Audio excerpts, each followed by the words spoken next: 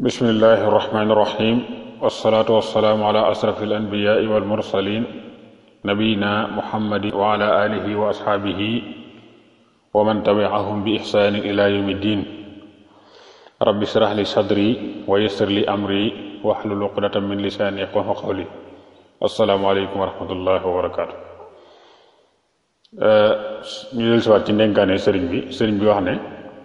min aadaabil muridi suratul ijabati baada sam'ihi daawata cheikh mu ne bokk na ci teggini ab taalibe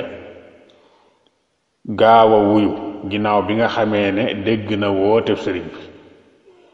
wa xusnu imtisaalil awaamiri baada xurujil izni min cheikh ak itam rafet goo xam ne dana ko rafet na muy toppe ndigali sëriñ ba gannaaw ba nga xamee ne maanaam ndigal la bàyyikoo na ci sëriñ ba ñëw ci moom maa xusni zannin bihi bila xurunin wala nifaaqin ànd nag mu rafet njort ci sëriñ bi xam ne la nga xam ne moom la ko sëriñ bi digal lu koy mën a leeg boromam rekk la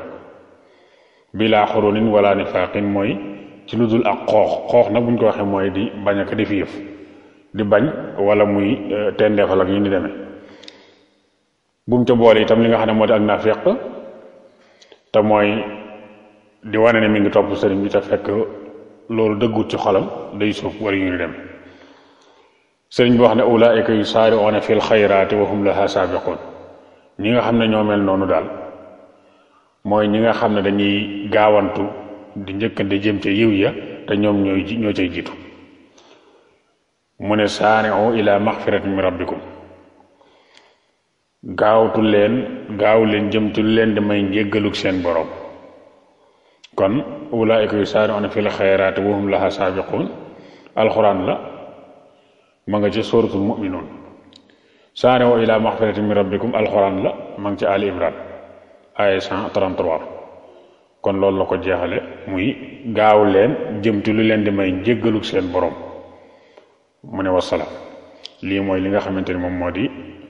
ndenkaane tey bi yàlla ñu yàlla defal dégg ak topp in uridu ila al islah ma stataxtu ma tawfiqi illa billah wassalaamu aleykum wa rahmatullahi wa barakatuh